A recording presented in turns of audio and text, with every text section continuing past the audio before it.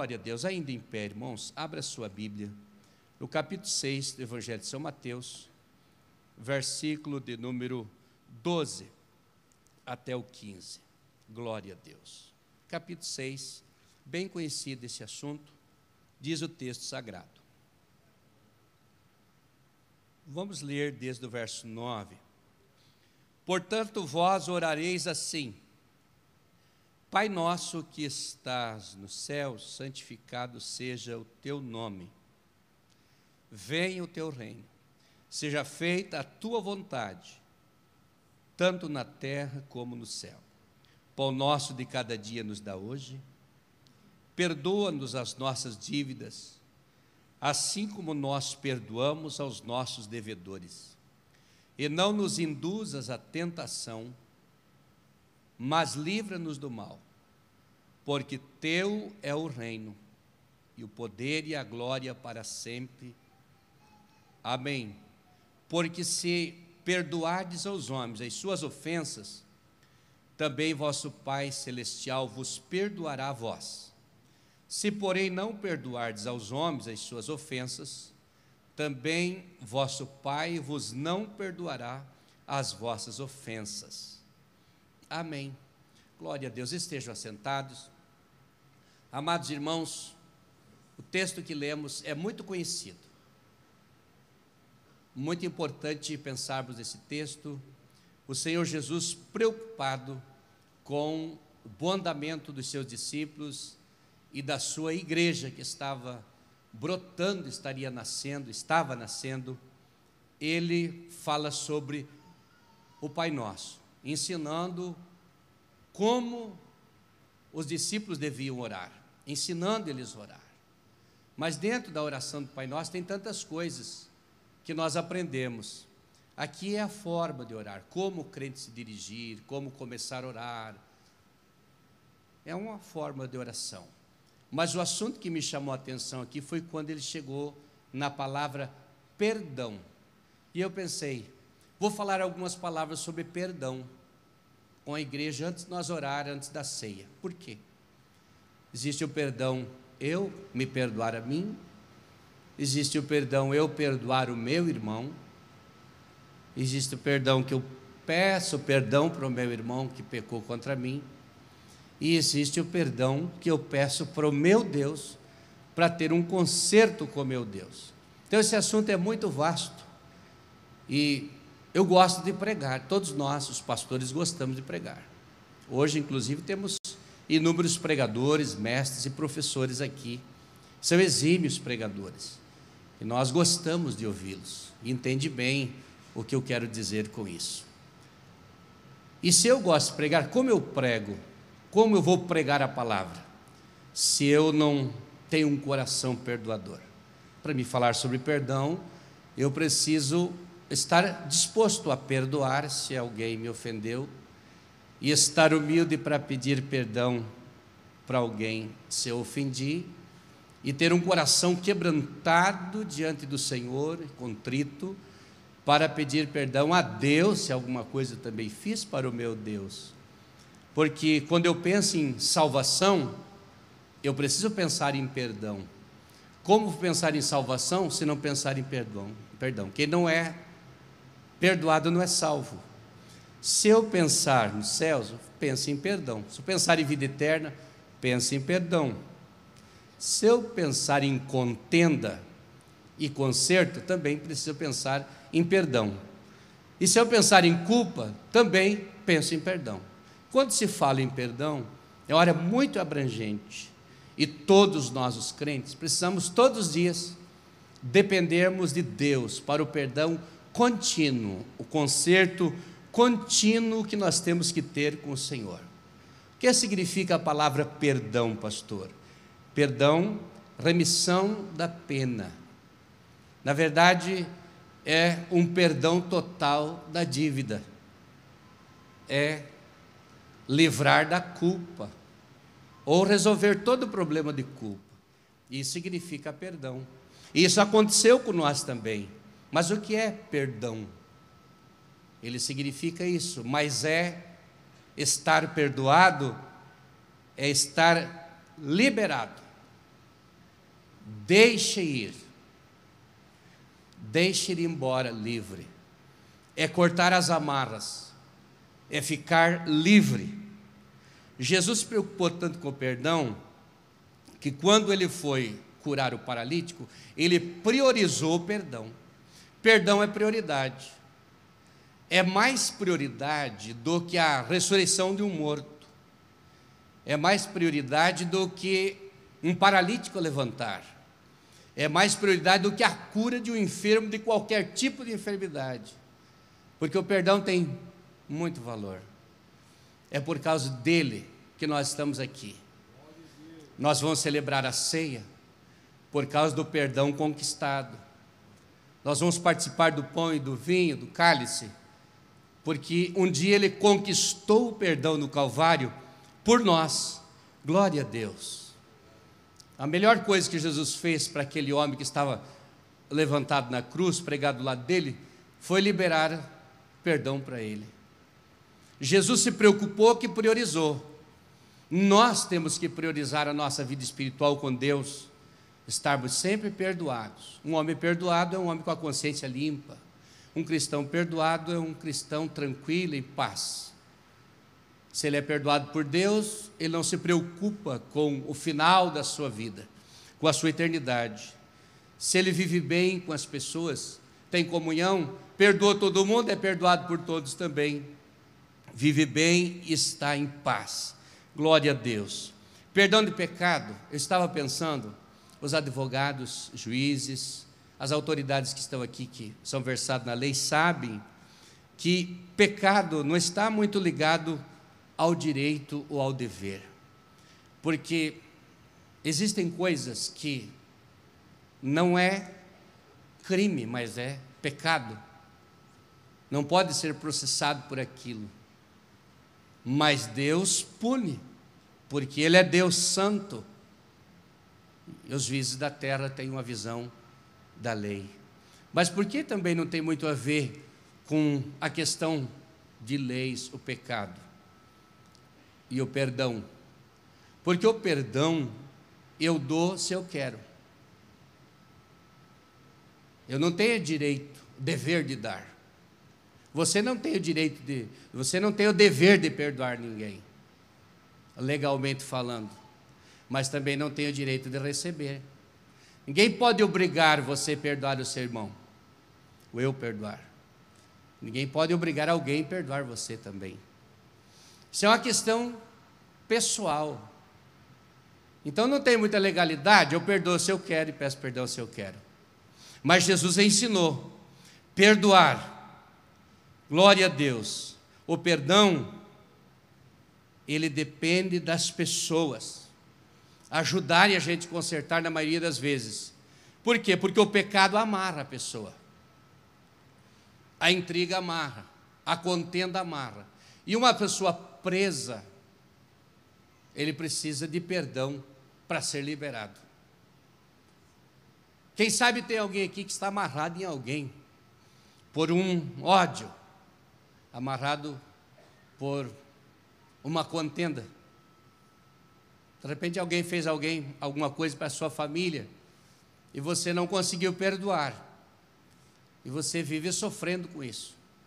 Deus insiste com nós, para nós falar esses assuntos na igreja, para que a igreja viva bem, e dentre nós, aquele que tem dificuldade de perdoar, que busque da parte do Senhor forças para perdoar o seu irmão, se for necessário. Satanás prende ou pessoas prende. Se eu pequei contra Deus, estou amarrado por Satanás. Se eu pequei contra meu irmão, estou amarrado pelo ódio dele, pela vingança dele contra mim. Se o irmão pecou contra alguém e eu me revoltei com ele, está amarrado comigo pelo meu ódio, pelo meu espírito de vingança. Então é necessário uma liberação.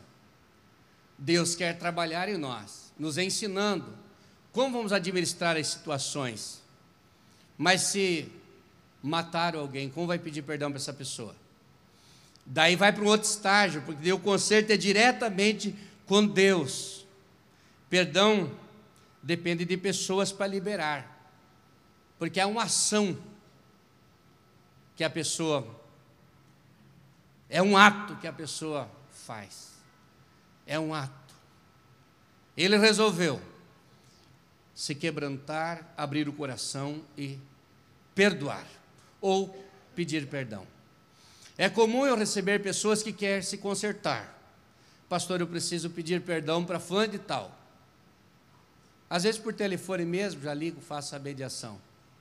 Às vezes marcamos uma reunião. Às vezes marcamos uma visita para acertar as pessoas. Vamos consertar. Isso acontece muito em família. Às vezes o marido e a mulher discutem, não se perdoam, coração duro. Alguém segura a sua posição, não consegue se perdoar. Mas é necessário que haja perdão. Porque um dia nós recebemos perdão de Deus.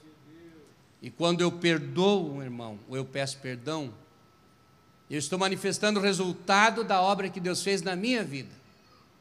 Jesus disse: se não perdoardes aos homens as suas ofensas, vosso Pai Celestial vos não perdoará. Versículo de número 12. Perdoa as nossas dívidas, assim como nós perdoamos os nossos devedores.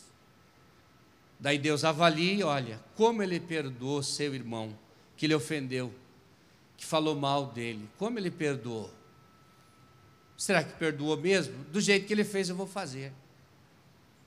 E se ele retalhou com dureza, Deus agiu assim também. Se não perdoardes aos homens, não sereis perdoados. Então é necessário que haja perdão. O resultado da minha vida espiritual, quebrantada com Deus, é a liberação do perdão para o meu irmão. O resultado do encontro que o irmão teve com Deus é liberar o perdão para o seu irmão. O resultado do quebrantamento espiritual ao ouvir a palavra, ou estar diante do Senhor em oração, é abrir a alma e pedir perdão ou perdoar também. Porque sempre nós seremos tratados por Deus como nós tratamos o nosso irmão. Como eu tratei o meu irmão. Um dia eu preguei aqui e citei perdão, quando falei daqueles homens que um perdoou uma dívida altíssima do outro. E aquele, por sua vez, encontrou seu conservo e não conseguiu perdoar só um pouquinho que o outro lhe devia. Olhando para nós, diz, não, mas a gente faz pouca coisa errada. Mas olhe para a santidade de Deus. Deus é tão grande, tão santo, e Ele nos perdoa das mínimas coisas até as maiores. E nós também devemos olhar para o nosso irmão assim, com um olhar de perdão. Glória a Deus. Eu escrevi uma frase aqui: perdão é um ato cirúrgico, porque ele pode abrir para tirar o veneno ou para revolver a culpa. Deus faz uma cirurgia na gente. Ele arranca de dentro da gente. Preguei uma vez numa igreja e tinha um moço ali sentado. E quando estava pregando, Deus me deu um nome de pessoas para me citar. E eu citei. E era o nome daquele homem. E ele entrou ali participar do culto, mas ele havia assassinado um homem que assassinou seu pai. E naquele dia Deus falou com ele e ele perdoou aquele homem. Ele é um presbítero da igreja, já faz muitos anos. Teve um encontro com Deus naquele dia, porque Deus fez uma cirurgia na sua alma. O perdão pode exigir reparos, alguns reparos, às vezes para ressarcir o prejuízo, mas às vezes não é possível. No contexto humano, nós recebemos o perdão, mas Deus não paga a nossa conta do nosso irmão. Deus me perdoa, mas eu continuo com a dívida no comércio, a dívida para o meu irmão. Deus me perdoa os pecados, mas eu tenho que cumprir com as minhas obrigações legais, porque Deus é justo. Ele perdoou o ladrão da cruz, mas ele não saiu dali. A Bíblia não diz que ele saiu dali. Então o perdão que vem da parte de Deus para libertar o homem do inferno, mas aquilo que é para acertar, que está dentro da possibilidade, se consegue. Mas se matou alguém, daí é só com ele. Já orei por pessoas que tiveram essa experiência. Veja como é profundo, por isso estou com muita calma tentando passar essa ideia para os irmãos aqui. Jesus falou no capítulo 18 de Mateus, verso 22, que o perdão é sem limite. Pedro disse: se o meu irmão pecar contra mim, quantas vezes devo perdoar? E já se adiantou e deu a resposta: até 7. Jesus disse: não te digo que até 7, mas até 70 vezes 7. Meu Deus, é ilimitado o perdão. Então tem que haver conserto todo dia. Eu perdoo, mas não faço de novo. Não consegue. Precisamos estarmos com os corações preparados para o perdão. Para receber perdão, precisa algumas coisas acontecer na minha vida. Em primeiro lugar, eu preciso admitir que eu erro. Admitir o meu erro é um caminho. Segunda coisa, é me arrepender daquilo que eu fiz. Se eu fiz algo errado, eu me arrependo. Eu admito e me arrependo. É fácil. Jesus estende as suas mãos e perdoa na hora. E a Bíblia diz: o homem que muitas vezes, aconselhado, advertido, endurece a sua cerviz, será um dia quebrantado, sem que haja cura. Deus age na vida do homem. Glória a Deus.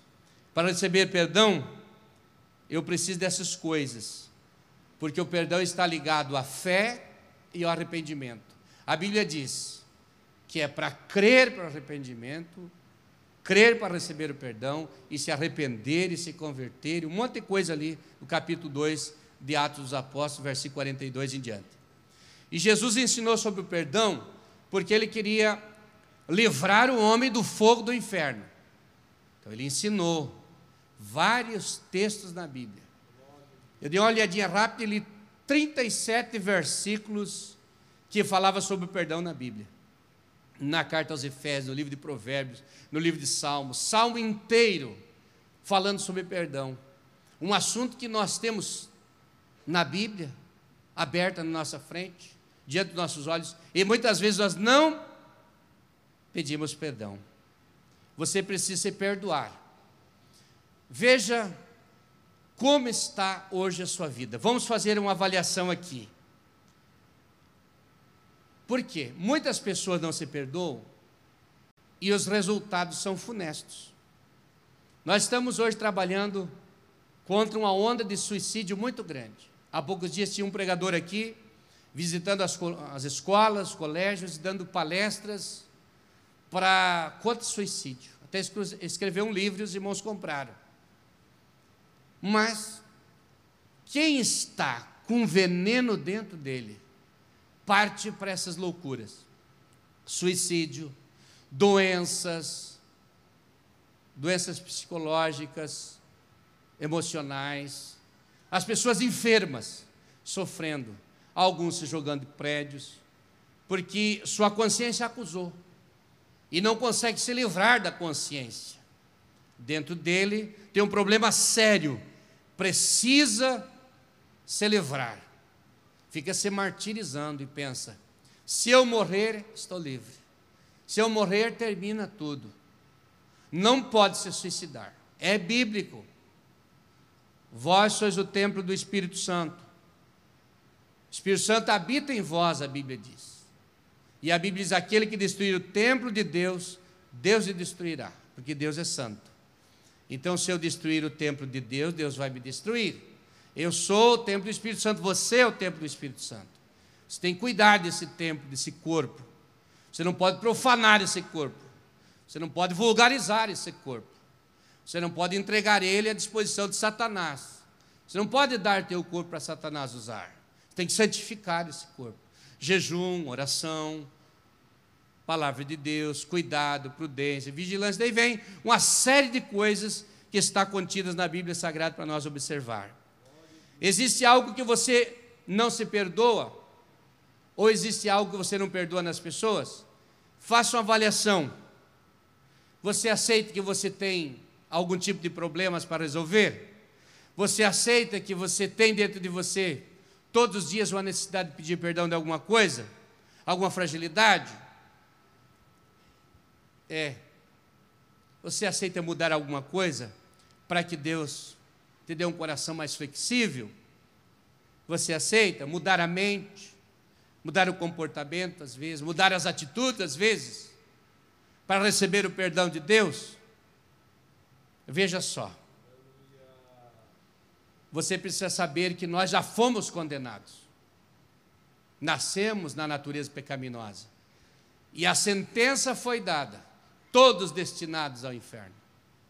Mas Jesus se manifestou, e Ele rasgou a cédula da condenação, Ele desfez as obras de Satanás, e levou os nossos pecados e cravou na cruz do Calvário.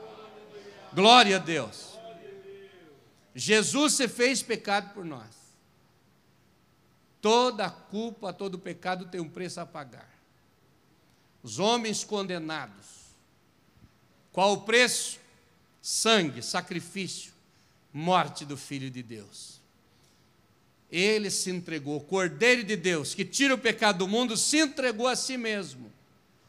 Sendo nós ainda pecadores, Ele deu a vida por nós, para nos salvar. Antes de Jesus subir ao Calvário, estava tudo na profecia, tudo projetado. Ele ia ao Calvário, porque lá Ele rasgaria a cédula da condenação. A sentença foi dada já. Porém, Jesus anulou a sentença. Eu e você, por natureza, estávamos condenados. Mas Jesus nos fez livre. Porque a lei do Espírito de vida em Cristo Jesus me livrou, nos livrou da lei, do pecado e da morte. Glória a Deus. Pense na luz, Jesus Cristo. Pense nas trevas. Quem é perdoado está na luz. Quem não conseguiu o perdão está em trevas. Mas uma luz raiou e iluminou a vida do pecador arrependido. Glória a Deus. Escrevi aqui, tem uma boa notícia para te dar. Nós somos alvo de um amor tão grande que não contabiliza as culpas, não contabiliza os nossos pecados. Está escrito ali em 1 Coríntios 13, o amor, e daí vai. Não suspeita mal, não trata com leviandade, tudo suporta, tudo tolera, e vai. É uma listagem do amor. Jesus não está contabilizando os nossos pecados, mas Ele está nos induzindo a viver uma vida com Ele. A declaração de perdão dele é absoluta. Eu achei 3 versículos na Bíblia. Um deles diz que Ele joga os pecados na profundeza do mar, perdoa. No outro versículo Ele diz: jogo para trás de mim, está lá para minhas costas. E no outro versículo diz: eu não me lembrarei mais. Ele não contabilizou. E todos os pecados que você fez até aqui foram cravados na cruz. Pastor, eu não me sinto perdoado. Então você tem remorso. E o remorso faz as pessoas cometerem coisas ou repetirem coisas. Porque o remorso, o complexo de culpa, leva a pessoa a se sentir condenado depois de perdoado. E você pode dizer: pastor, eu não mereço, mas Jesus nos fez dignos do perdão. Você pode dizer: eu não tenho direito, mas Ele diz: eu dou o direito. Todos os que todos os que creram nele, Ele aceitou por filho, deu o direito de se tornarem filhos de Deus. Se tornar filho é um direito. Pelo sangue de Jesus, nós tornamos legítimos filhos de Deus. Ele só quer uma coisa. Mas você pode dizer: eu não posso pagar. A redenção da alma é muito cara, e os recursos se esgotariam sempre antes. Mas Ele só quer uma atitude de nós, para nos perdoar das nossas falhas diárias, nossos erros. E eu quero orar, antes de orar, dizer, creio que todos entenderam a pregação, a palavra. Faça agora um exame de consciência, porque nós estamos diante da Santa Ceia. Se alguma coisa contra o irmão, perdoe. Se alguma coisa algum irmão fez para você, perdoe. Se você fez, peça perdão. De repente, um concerto familiar, em casa, com a esposa, com os filhos. Eu acerto pessoas aqui, adolescentes revoltados, em casa, problemas com jovens, os pais, casais, relacionamento, muita coisa. Mas Deus quer que o seu lar, eu repito a frase que digo nos cultos, seja um pedacinho dos céus. Deus quer que o seu lar e o meu lar seja uma extensão da igreja. A sua casa e a minha casa não é o cantinho das trevas, é uma extensão da igreja. O que nós estamos fazendo na igreja? Adorando, louvando, orando, exaltando Deus. Então a minha casa é a extensão da igreja. É isso que eu faço: adorar, louvar e exaltar a Deus. Minha casa é um pedacinho dos céus. Então na minha casa, se é um pedacinho dos céus, Deus mora lá. E se Deus mora lá, não tem lugar para o inimigo, não tem lugar para o ódio, não tem lugar para a contenda, não tem lugar para o mal. Os anjos de Deus estarão lá. Depois que começamos a orar pelas famílias, nós sentimos um clima diferente. E as pessoas testificam que na sua casa estão conseguindo orar. Se o seu filho não quer parar dentro de casa, ore, porque ele não está se sentindo bem. Se alguém da sua família não tem prazer de estar dentro de casa, o ambiente precisa ser santificado, porque a tua casa é o lugar do teu descanso. O teu lar é o lugar que Deus te deu para você e a sua família viver em paz com Deus, com os seus irmãos. Feche seus olhos. Amado Deus, Paizinho querido, eu oro, Senhor, pela tua santa igreja. Momento quando estamos aqui conversando, falando a tua palavra, com carinho, com amor, orientando o teu povo para viver melhor contigo. Que nas nossas casas, Senhor, triunfe a tua palavra. Que nas nossas famílias, Senhor, triunfe as tuas promessas. Deus, não deixa ninguém ficar enfermo por falta de perdão. Não deixa ninguém ter inimigos por falta de perdão. Não deixa ninguém, Senhor, perder a tua bênção por falta de perdão, ou ser perdoado, ou perdoar-se a si mesmo. Quantas pessoas se sentindo culpado, meu Deus, por coisas que o Senhor já perdoou. Mas nesse momento, Senhor, visita o teu servo aqui e agora, a tua serva, Senhor, que está aqui no templo nesta hora. Visita o seu lar, visita o seu casamento, visita a sua casa, os seus filhos, visita a sua vida espiritual.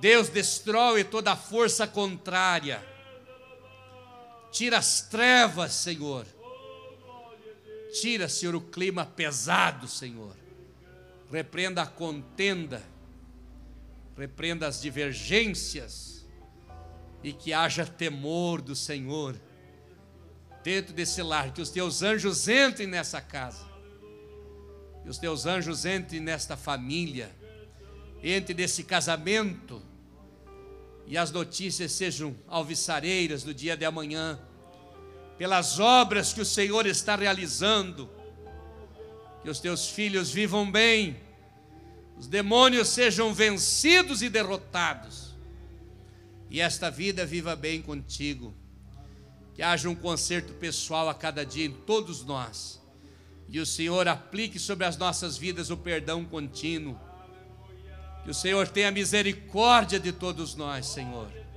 Somos falhos, pecadores, dependentes de Ti, Senhor, mas confiamos no Senhor.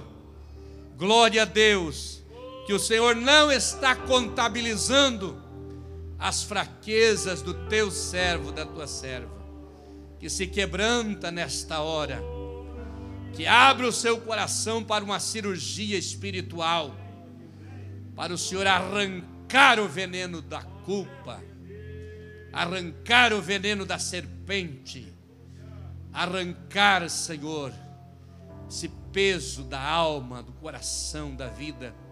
Limpa, Senhor, purifica esta vida, ó Deus, e abençoa a Tua santa igreja, santifica todos nós, ungindo cada um no Teu Espírito Santo nesta noite. Assim Te louvamos e Te agradecemos, ó Pai, em nome de Jesus.